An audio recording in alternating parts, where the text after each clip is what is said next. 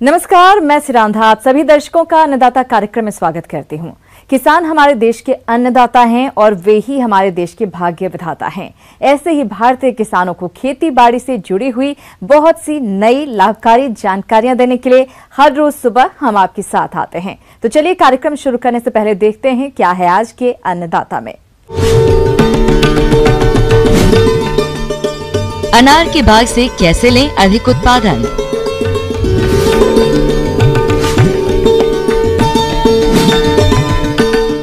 पशुओं में गलघोंटू रोग के कारण, लक्षण, बचाव और उपचार।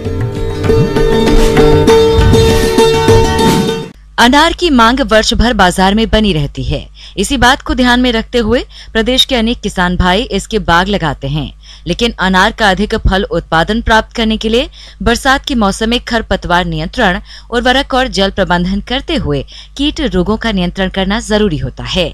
तो आप किस तरह से करें इन सभी कार्यों को, इसकी जानकारी दे रहे हैं एक बागवानी विशेषज्ञ।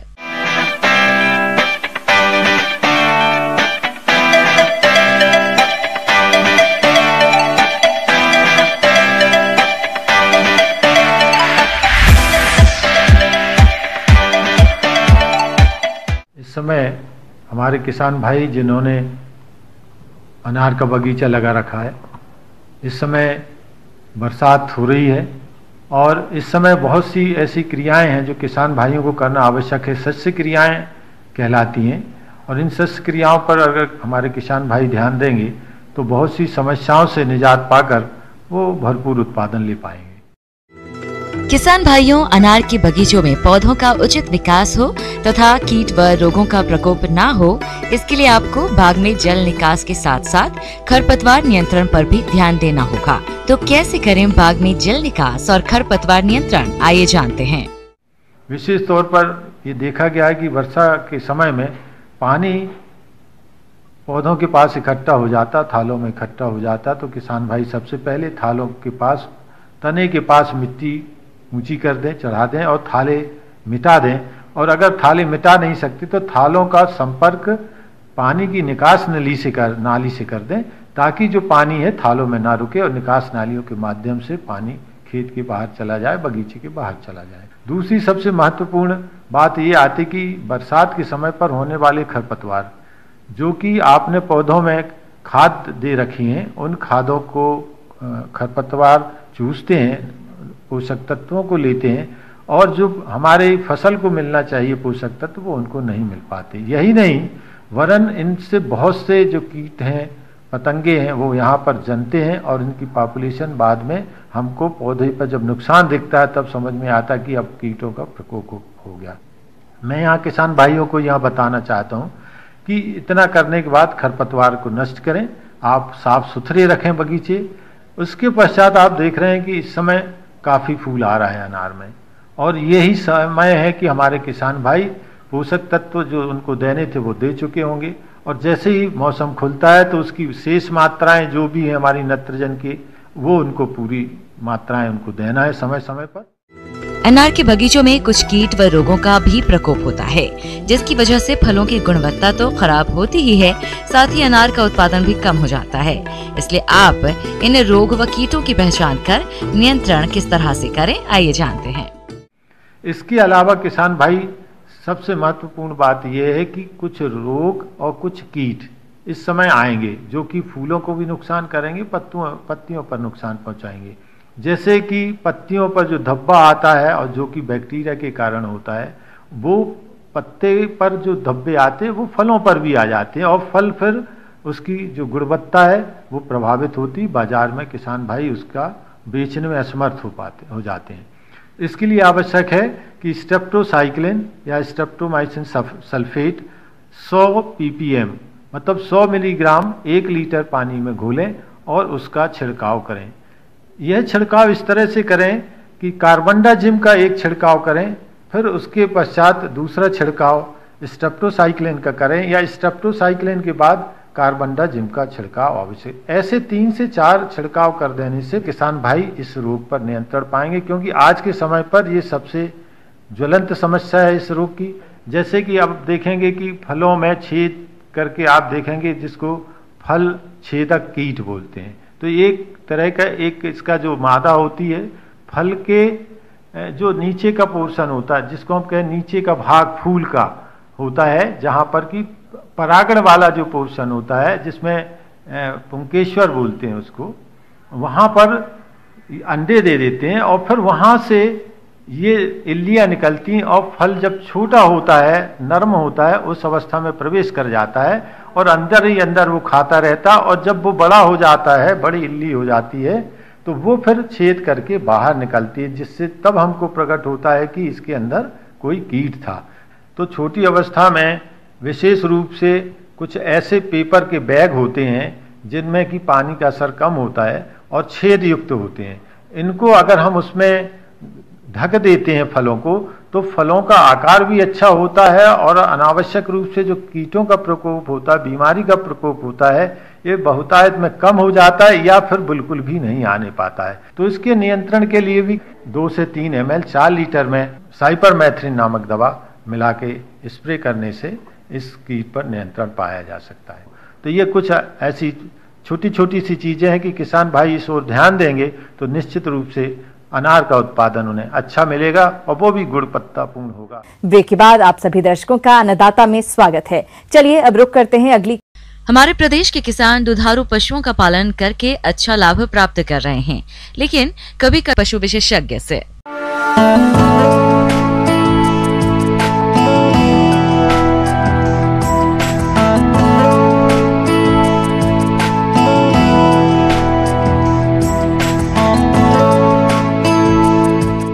बरसात में मुख्यतः होने वाली बीमारी के बारे में बताने जा रहा हूं, जिसे साइंटिफिक नाम में हेमोरेजिक सेप्टिसिमिया HS कहते हैं और इसके उपनाम भी काफ़ी सारे हैं। उसको किसान भाई गलगोटू के नाम से जानते हैं, गर्रा रोग से जानते हैं। इस रोग के मुख्यतः लक्षण सामान्यतः पशु के गले के अंदर गांठ हो जाती है या गले के निचले जबड़े में सूजन आ जाती है, जिससे पशु को सांस लेने में दिक्कत होती है। और ये बीमारी मुख्यतः गाय भैंसों में होने वाली मुख्य बीमारी है। HS हमेशा बरसाती आर्द्रता और नमी वाले मौसम में फैलती है।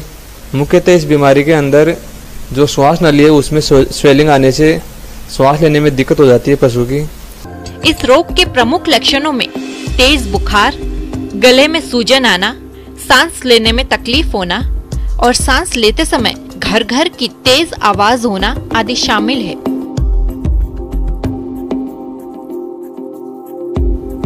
ये बीमारी एक बार पशु के होने में इसका जो फैलने का समय है वो बहुत ही छोटा है। ये 4 से 8 घंटे के अंदर पशु मर जाता है। जो सही समय पर पता लग जाता है तो जानवर बच जाता है और नहीं इसमें जानवर बचने के चांसेस न के बराबर होते हैं। इस रोग से बचाव के लिए रोग निरोधक टीके लगाए जाते हैं। पहला टीका 3 माह के आयु में, दूसरा 9 माह की अवस्था में और उसके बाद हर साल ये टीका लगाया जाता है। ये टीके कई पशु चिकित्सा संस्थानों में निशुल्क भी लगाए जाते हैं। HS के साथ ही मैं एक छोटी सी बीमारी के बारे में और बताना चाहूँगा, जो भी इस बरसात के मौसम में ही मुख्यतः होती है, जिसका नाम ब्लैक वाटर BQ के नाम से जानते हैं। इसमें फुट्टे के अंदर सूजन आ जाती, स्वेलिंग आ जाती है तथा उसमें काला पानी भर जाता है, जिससे चर चर की आवाज आती है। ये मुख्यतः पशु को लंगड़ा कर देती है तथा पशु का जिस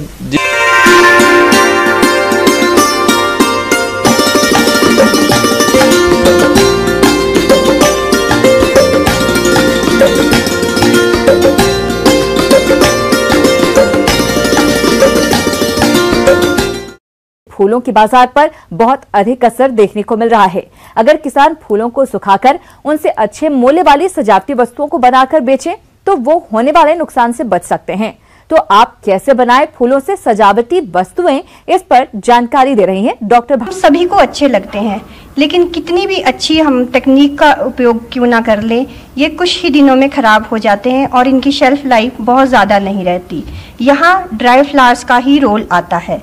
ड्राई फ्लावर्स कहने को तो हम ड्राई फ्लावर्स कह रहे हैं, लेकिन कोई भी फूल इसमें हम इस तकनीक में इस्तेमाल कर सकते हैं, चाहे वो जंगली घास हो, एग्रीकल्चर वेस्ट यानी कि जो खाद्यान्न फसलों के बाद हमारा बच जाती हैं फसलें, और कोई भी जंगली फ्लोरा और फर्न, कोन इत्यादि का हम इसमें उपयोग करते हैं। भारत और अंतर्राष्ट्रीय बाजारों में सूखे फूलों की बहुत मांग है। अपने देश में इसका निर्यात अमेरिका, जापान और यूरोप तक होता है। भारत से हर साल करीब 100 करोड़ रुपए का शुष्क पुष्प निर्यात किया जाता है। यह उद्योग 20 देशों को 500 से अधिक किस्म के पुष्प निर्यात करता है। शुष्क पुष्प निर्यात में भारत दुनिया में पहले स्थान पर है, क्योंकि यहाँ कई प्रकार के पौधे पाए जाते हैं। ड्राई फ्लावर से बनाई गई मूल्यवर्धित वस्तुएं जैसे पुष्प विन्यास, dry flower sticks, potpourri, greeting card, wall picture, wall hangings, potpourri इत्यादि अंतर्राष्ट्रीय मार्केट में बहुत अच्छा स्थान रखती है।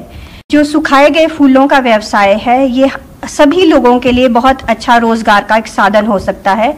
घर पर बैठी हुई महिलाओं, अपंग व्यक्तियों तथा जो भी लोग अभी व्यवसाय नहीं कर रहे हैं और अभी उनके पास कोई काम नहीं है, अगर उनके लिए ये बहुत अच्छा स्वरोजगार का साधन हो सकता है। बहुत सारे किसानों के पास सीमित क्षेत्र की भूमि है, बहुत अधिक भूमि नहीं है, तो वो लोग भी इस व्यापार से जुड़ सकते हैं, क्योंकि इसके लिए बहुत ज़्यादा भूमि की आवश्यकता नहीं होती है। और यह एक कुटीर उद्योग का भी एक साधन हो सकता है, क्योंकि इसके गांवों के स्तर पर ही ड्राई फ्लावर्स का एक बिजनेस स्टार्ट किया जा सकता है। इसे सेल्फ हेल्प ग्रुप के माध्यम से मेलों, त्योहारों एवं अन्य जैसे रूरल मार्ट के माध्यम से भी बेचा जा सकता है। शुष्क पुष्प से केवल फूल की नहीं, बल्कि शुष्क तना, बीज, कलियां आदि भी हैं।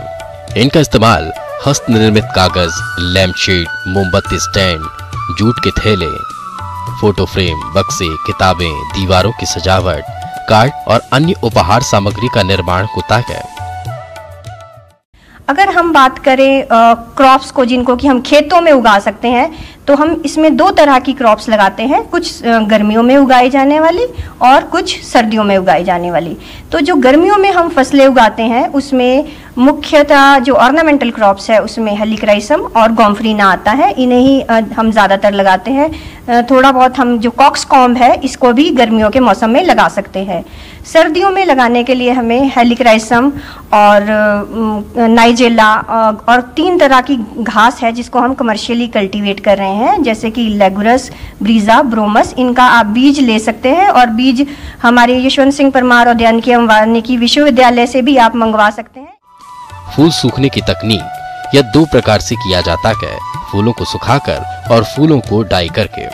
जहाँ तक बात है विधियों की कि किन विधियों द्वारा फूलों को सुखाया जा सकता है, तो क्योंकि इसमें जो रॉ मटेरियल है वो कई तरह का है, तो हर फूल के लिए जो सुखाने की विधि अलग है।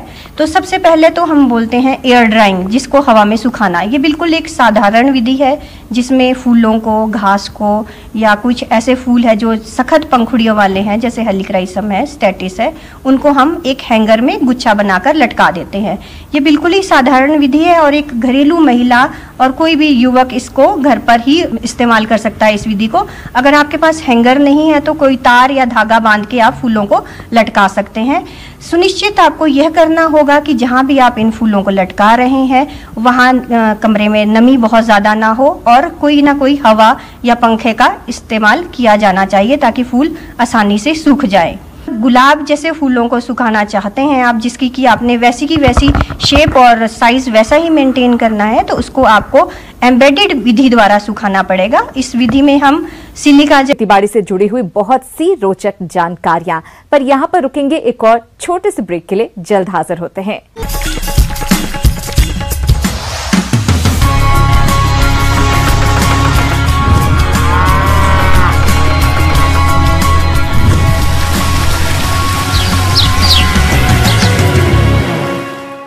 ब्रेक के बाद एक बार फिर से आप सभी दर्शकों का अन्नदाता कार्यक्रम में स्वागत है। बढ़ते हैं अगली प्रस्तुति की ओर।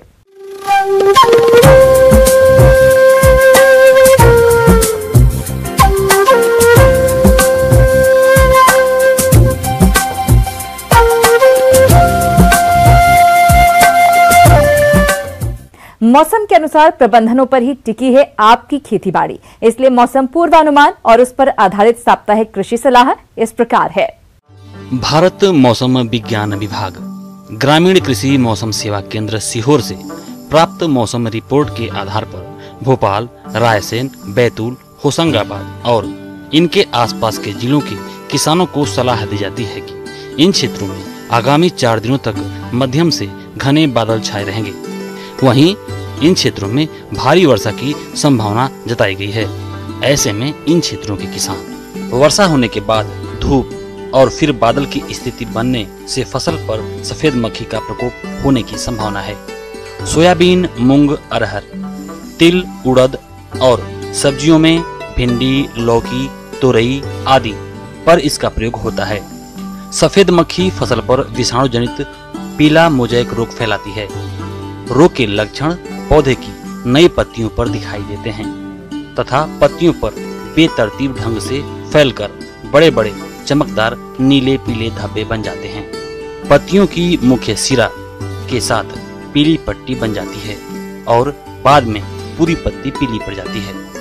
नियंत्रण के लिए मौसम साफ होते ही थियामेथोक्साम 25 WG 10 ग्राम प्रति हेक्टेयर या इथोफेन प्राक्स 10 EC 1.25 लीटर प्रति हेक्टेयर या एसिटामिप्रिड 20 SP 200 से 250 ग्राम प्रति हेक्टेयर की दर से या इमिडाक्लोप्रिड 17.8 SL की 100 मिलीलीटर मात्रा प्रति हेक्टेयर की दर से छिड़काव करें। सोयाबीन, सब्जियों एवं अन्य खरीफ फसलों में जल निकास की उचित व्यवस्था बनाए रखें। मक्का की फसल 30 से 35 दिन की हो जाने पर निराई गुड़ाई का कार्य करें।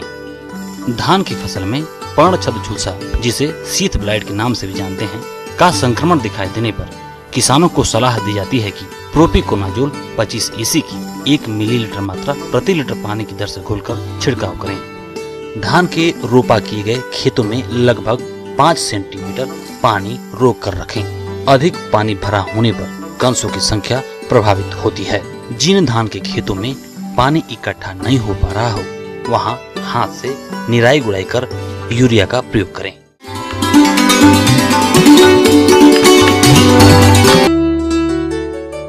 आज की निशुल्क अन्नदाता हेल्पलाइन में जिस प्रश्न को कार्यक्रम में शामिल किया गया है, उसे पूछा है गांव जनोरा, जिला भिंड के किसान लाड़न सिंह ने।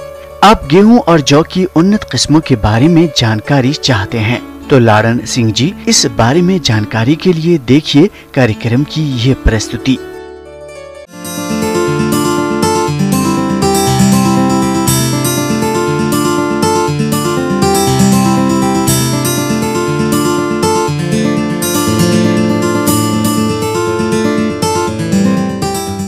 इस इलाके में जहां हम आज बैठे हुए हैं, हरियाणा, पंजाब और पश्चिमी उत्तर प्रदेश, राजस्थान और उत्तराखंड का जो हिस्सा है, वहां के लिए हमारी जो प्रमुख किस्में निर्धारित की गई हैं, उसमें 3 ऐसी किस्में हैं जो आने वाले समय में गेहूं के उत्पादन में एक क्रांतिकारी परिवर्तन लाने की तरफ बढ़ रही हैं। उन्नत किस्में जौ की खेती से अधिकतम उत्पादन प्राप्त करने के लिए किसानों को अपने क्षेत्र की प्रचलित और अधिक उपज देने वाली किस्मों का चयन करना चाहिए।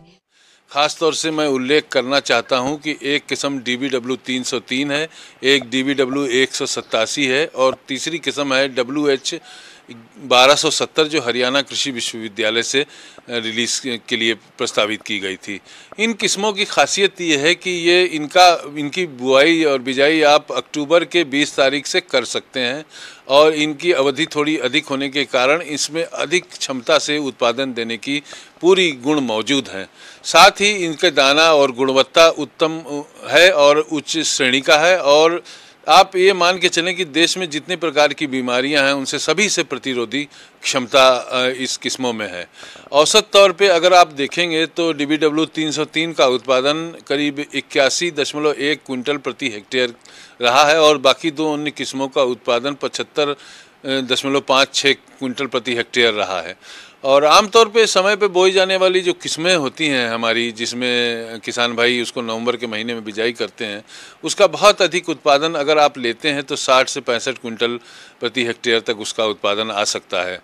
ऐसी स्थिति में जो 15 से 20 क्विंटल का आप ये मान के चलें कि उत्पादन अतिरिक्त मिल रहा है किसानों को, वो हमारी आय बढ़ाने में बहुत ही अच्छा योगदान देगा। और ये कहना है कि आने वाले दिनों में कि किसानों के द्वार द्वार तक पहुंचाने का हमारा संस्थान और हमारी परिषद प्रयास करेगी और ये किस्मों के लगाने से किसान भाई एक नई क्रांतिकारी और नई गेहूं की क्रांति की तरफ बढ़ रहे हैं। और मेरी ऐसी शुभकामना है कि किसानों की आर्थिक स्थिति इन क्षेत्रों में मजबूत हो आप जानते हैं कोरोना काल में भारतीय कृषि की अर्थव्यवस्था के कारण ही हमारा देश आज इतनी सुदृढ़ स्थिति में खड़ा है और आने वाले दिनों में किसानों के योगदान को विशेष तौर पे हम प्रशंसा करते हैं और उनका योगदान स्वर्णाक्षरों में लिखा जाएगा। खारे पानी के लिए भी कई किस्में हमारे संस्थान या उसके सहयोगी संस्थान के माध्यम से निकाली गई हैं। KRL सीरीज़ की बहुत सी वैरायटी जो शुरू हुई थी KRL 1-4 से और KRL 219 और तमाम श्रेणी की हैं, तो खारे पानी में भी किस्में जो है आप ले सकते हैं जो विशेष तौर पे खारे पानी के लिए हैं। जहाँ तक कम पानी की बात है तो ऐसा अनुभव किया जा रहा है कि विभिन्न हिस्सों में हमारे प्रदेश में और अन्य प्रदेशों में आने वाले समय में पानी की कमी उत्पन्न हो सकती है और ऐसी स्थिति के लिए हम विशेष तौर से तैयार हैं और ऐसी किस्मों का विकास कर रहे हैं जो या तो बिना पानी के अच्छा उत्पादन देती हैं या 1 या 2 पानी में बेहतरीन उत्पादन करती हैं। पिछले साल हमने एक DBW 252 नाम की किस्म रिलीज़ की थी, उससे पहले HD 3043 की किस्म इन इलाकों के लिए रिलीज़ की थी। इस वर्ष हमने HD 3293 नाम की किस्म एक जो है पूसा संस्थान के माध्यम से रिलीज़ की है जो आने वाले समय में किसानों को मुहैया कराएंगे और बिना पानी या कम पानी में उसका अच्छा उत्पादन ले पाएंगे। सिंचित क्षेत्र हेतु जौ की उन्नत किस्म जो लवणीय क्षारीय भूमि के लिए उपयुक्त भी है वह है RD 2552। इसकी फसल अवधि 125 से 130 दिन, औसत उपज 50 से 60 क्विंटल प्रति हेक्टेयर। या जौ की किस्म DWRB 182 उनका तो थोड़ी थोड़ी मात्रा में हम अक्टूबर माह में किसानों को वितरित करेंगे और ज़्यादा से ज़्यादा किसानों को वितरित करने का प्रयास करेंगे। बाकी जो किस्में हैं जो 10 अन्य किस्में हैं वो भी 1 या 2 वर्ष के अंतर्गत राष्ट्रीय बीज विकास निगम या राज्यों के बीज निगम के माध्यम से या संस्थाओं विश्वविद्यालयों के माध्यम से 1 या 2 वर्षों में निश्चित तौर पर किसानों के पास उपलब्ध होंगी। किसान भाइयों को मेरी यही सलाह है कि जो वैज्ञानिक विधि है उसका पालन करें और जैसा किसान भाइयों को हम रिकमेंड करते हैं या किसी भी अन्य फसल में, चाहे वो धान की हो या पल्स हो, दालों की फसल हो या हॉर्टिकल्चर हो, जो विधियां उनको बताई जाती हैं उन्नत किस्मों का चुनाव करें, वैज्ञानिक विधि से खेती करें। खर्चे कम करने के उपाय सुझाए गए हैं जिससे उनकी लागत कम आवे और उत्पादन से आय ज़्यादा हो, ऐसी हमारी सलाह है। आने वाले वर्षों में या वर्ष में उनका अच्छा उत्पादन हो, ऐसा कामना है मेरी। किसान भाइयों, अन्नदाता आपकी सेवा के लिए संकल्परत है। कृषि संबंधित समस्या और सुझावों के लिए आप हमें इस पते पर संपर्क कर सकते हैं। प्रोड्यूसर अन्नदाता, न्यूज़ 18 मध्य प्रदेश।